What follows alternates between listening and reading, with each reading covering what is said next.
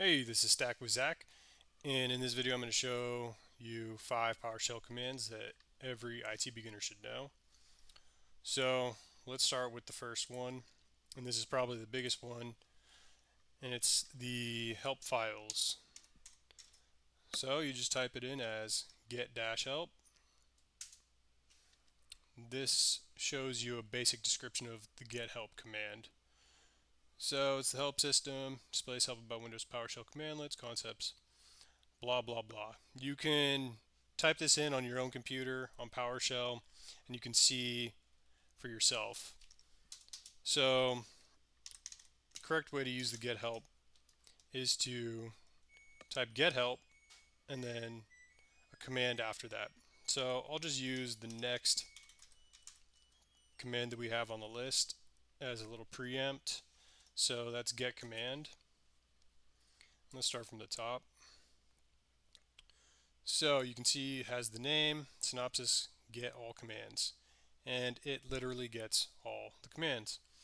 Shows you some syntax, if you're going to add a parameter, an argument, stuff like that.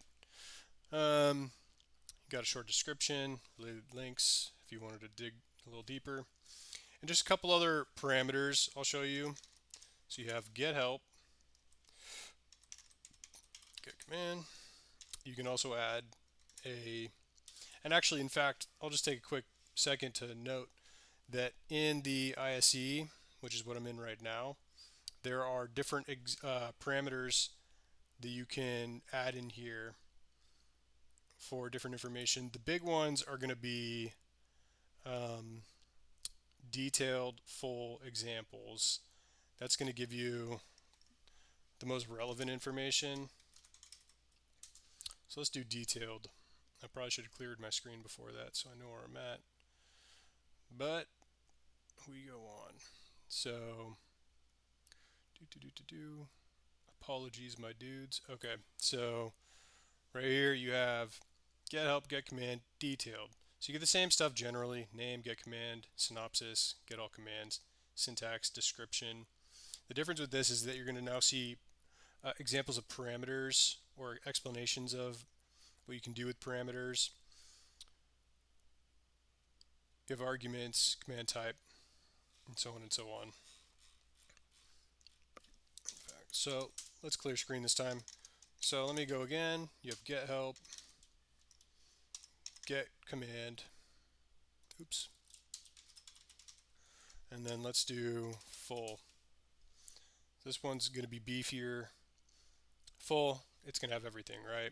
So you have name, synopsis, get all commands, syntax, description, parameters, command type, fully qualified, blah, blah, blah, list imported, module name, yada, yada, yada, inputs, outputs, notes, and it's a lot of information. So let's clear screen again. Let's get on to the next one. So the next command is get command, and you saw previously that get command literally gets you all of the commands that you can find. It's a lot of commands, right? I forget the exact number. I'm gonna do a quick ChatGPT lookup.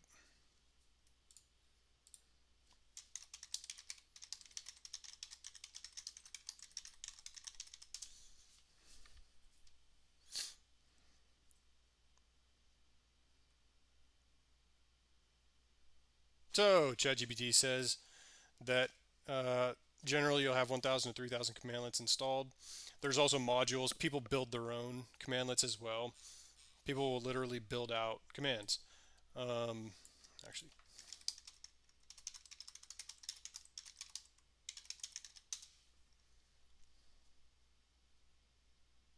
yes, you can build your own PowerShell command. Maybe we can do that in another video. Okay. See. All right. Let's keep chugging along. Okay, so get command literally gets you all the commands that you have installed on your Windows PowerShell system. So if you want to use get command in a more specific use case, you can specifically with the asterisk key, otherwise known as a wildcard, type in something specific you're looking for. In PowerShell, you can look up your services that are running on your PC. Um, you can use get service, but we'll see all the commands that are actually related to service. So you can see, since I used that parameter or wildcard, I should say, of service, you now have everything related to get commands with service. So as you can see, there all of the commands for service are going to be here: get service, new service, so on and so forth. And just as another example, we can do this for processes.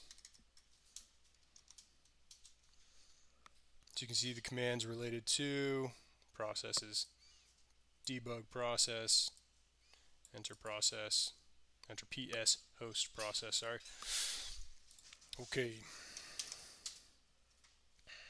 Okay, next up is get location. And get location is akin to like a print working directory if you are familiar with Linux. So you can see I'm in C, Windows, System 32. Let's see if it works. Yep, same thing. So yeah, get location is pretty useful. And in the last one, I'll show you how you can tie this get location in with another command. So the next up is Get-ChildItem. It displays the files and folders in a directory. So if I wanted to see what's in here, let me go to a folder that's a little less important. So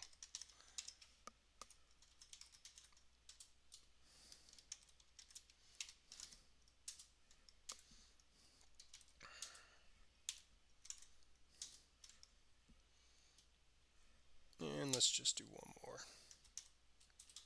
Yeah, that's fine. Okay, so when I'm in my desktop folder, I can say get child item, and you can see what's in my desktop folder. So I'll tie that in later on with another command. It's a pretty straightforward command. And the last one is set location. So I was doing that just a moment ago. You can actually change your users to, excuse me, you can change your file path to a different folder. So let's see here. We're doing it. I have multiple users on my desktop, so let's see here. We'll go to test. There's a good one. So now we're in test, and you can use that same get child item to see what's inside. Obviously, I have a test folder or test file, and then what you can do is if you wanted to go back up, you can also use the cd command, which is change directory, and you can go up essentially. I wonder if you can go up 3. No, you can't do 3, but you can go up one folder at a time till you were where you just were. Though I'm in users, I think I'd have to change it, set location to the root like I was in before.